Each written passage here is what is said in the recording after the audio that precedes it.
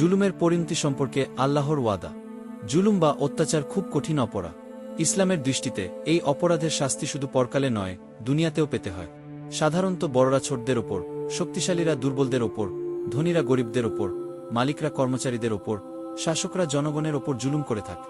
যে ব্যক্তি জুলুম করে তাকে বলা হয় জালিম, আর যার প্রতি জুলুম করা হয় তাকে বলা হয় মাজলুম। ইসলামে মজলুম খুবই স্পর্শকাতর বিষয়।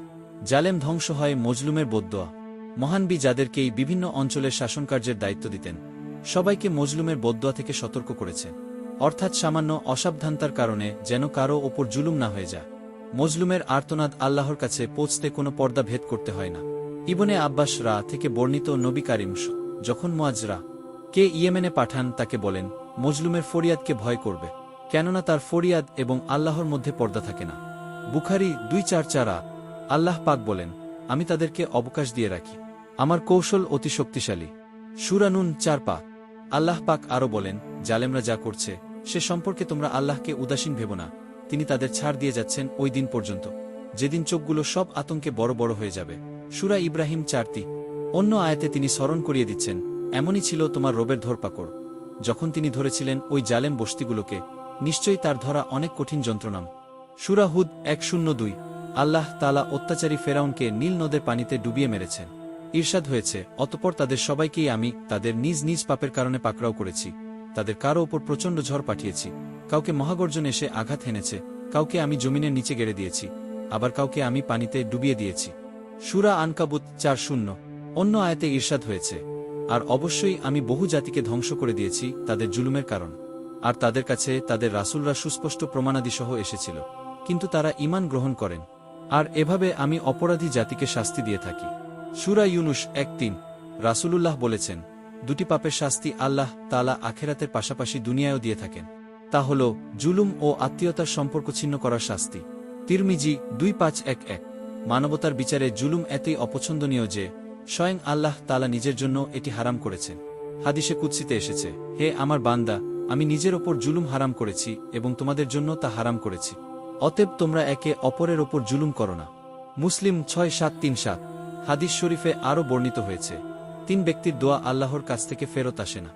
ইফতারের সময় রোজাদারের দোয়া, ন্যায়পরায়ণ শাসকের দোয়া, মজলুমের দোয়া। আল্লাহ তাআলা তাদের দোয়া মেঘমালার ওপরে তুলে নেন এবং তার জন্য আসমানের দরজাগুলো খুলে দেন। মহান রব বলেন, আমার সম্মানের শপথ, কিছুটা বিলম্ব হলেও আমি তোমাকে অবশ্যই সাহায্য করব। তিরমিজি 359। কিয়ামতের মাঠে জালেম বঞ্চিত হবেন সব ধরনের করুণা থেকে। হাদিসে এসেছে, যে ব্যক্তি জুলুমের মাধ্যমে কারো যে পরিমাণ জমি অন্যায়ভাবে দখল করে নেয়, কিয়ামতের দিন এর 7 গুণ জমি তার গলায় বেরি বানিয়ে দেয়া হবে। বুখারী ও মুসলিম 2291। তাই কারো ওপর জুলুম হয়ে গেলে যত দ্রুত সম্ভব ক্ষমা চেয়ে নিতে হবে, দেরি করা যাবে না, অন্যথায় খোদাই শাস্তির অপেক্ষা করতে হবে। এমন যেন না হয় যে মজলুমের কাছে ক্ষমা চাওয়ার আগেই আল্লাহর ডাক চলে আসে। আবু হুরায়রা থেকে বর্ণিত, রাসূলুল্লাহ বলেছেন, যে ব্যক্তি তার ভাইয়ের সম্ভ্রমহানি বা অন্য কোনো বিষয়ে জুলুমের জন্য দায়ী থাকে, সে যেন আজই তার কাছ থেকে মাফ করিয়ে নেয়, ওই দিন আসার আগে, যে দিন তার কোনো দিনার বা দিরহাম থাকবে না। সেদিন তার কোনো সৎকর্ম না থাকলে তার জুলুমের পরিমাণ তার কাছ থেকে নেওয়া হবে, আর তার কোনো সৎকর্ম না থাকলে তার প্রতিপক্ষের পাপ হতে নিয়ে তা তার উপর চাপিয়ে দেওয়া হবে। বুখারী 2449। সুতরাং জুলুম যেন না হয়, সেজন্য ক্ষমতাসীন ও সবলদের সতর্ক থাকতে হবে, জালেমদের শাস্তি দেখে শিক্ষা নিতে হবে। আল্লাহ বলেন, আর কতই না উত্তম হতো যদি জালিমরা দুনিয়াবী কোনো শাস্তি দেখে উপলব্ধি করে নিত যে সব ক্ষমতা শুধু আল্লাহ তাআলার জন্য, এবং নিশ্চয়ই আল্লাহর শাস্তি অত্যন্ত কঠোর। সূরা বাকারা 1:6। হযরত আব্দুল্লাহ ইবনে মাসউদ থেকে বর্ণিত, তিনি বলেন, রাসূল ইরশাদ করেন, কিয়ামতের দিন সর্বপ্রথম যে বিষয়ে বিচার ফায়সালা করা হবে তা হবে রক্তপাতের বিচার। সহিহ মুসলিম 1678। পরকালে জালিমদের ওপর শাস্তি কখনোই হালকা অথবা ক্ষণস্থায়ী হবে না, বরং তা হবে চিরস্থায়ী ও অত্যন্ত কঠোর। এ প্রসঙ্গে আল্লাহ বলেন, অতঃপর যারা জুলুম করেছে তাদেরকে বলা হবে, তোমরা স্থায়ী আযাব ভোগ করো, তোমরা যা অর্জন করতে তোমাদেরকে কেবল তারই যাজা তথা প্রতিদান দেয়া হচ্ছে। সূরা ইউনুস 5:2। এ সম্পর্কে অন্য আয়াতে এসেছে, আর জালিমরা যখন আযাব প্রত্যক্ষ করবে তখন তাদের থেকে বিন্দুমাত্র আযাব হ্রাস বা কমানো হবে না, এবং তাদেরকে অবকাশও দেয়া হবে না। সূরা নাহল।